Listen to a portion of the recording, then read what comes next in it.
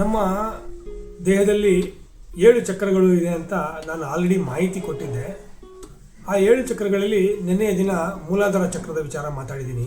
ಇವತ್ತು ಅದರ ಮೇಲ್ಗಡೆ ಇರುವಂಥ ಚಕ್ರ ಸ್ವಾಧಿಷ್ಠಾನ ಚಕ್ರ.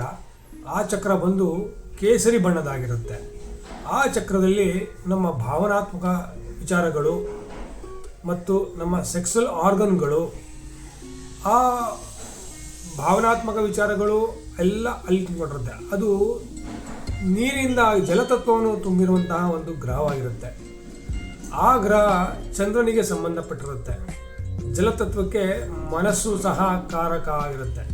ಭಾವನೆಗಳು ಮನಸ್ಸಿನಿಂದ ಮಾತ್ರ ಉತ್ಪತ್ತಿ ಆಗುತ್ತೆ. ಹಾಗಾಗಿ ಆ ಭಾವನೆಗಳನ್ನು ನಾವು ಸರಿಯಾದ ರೀತಿ ಉಪಯೋಗಿಸಿದಾಗ ಮಾತ್ರ ನಮ್ಮ ಆ ಒಂದು ಚಕ್ರ ಬ್ಯಾಲೆನ್ಸ್ ಆಗಿರುತ್ತೆ. ಅದು ಇನ್ಬ್ಯಾಲೆನ್ಸ್ ಆದಾಗ ನಮಗೆ ಬೇಡದಿರುವಂತಹ ಅದಕ್ಕೆ ಸಂಬಂಧಪಟ್ಟ ಬೇರೆ ಬೇರೆ ಡಿಸ್ಕಂಫರ್ಟ್ಸ್ಗಳು ಕ್ರಿಯೇಟ್ ಆಗಿಬಿಡುತ್ತೆ.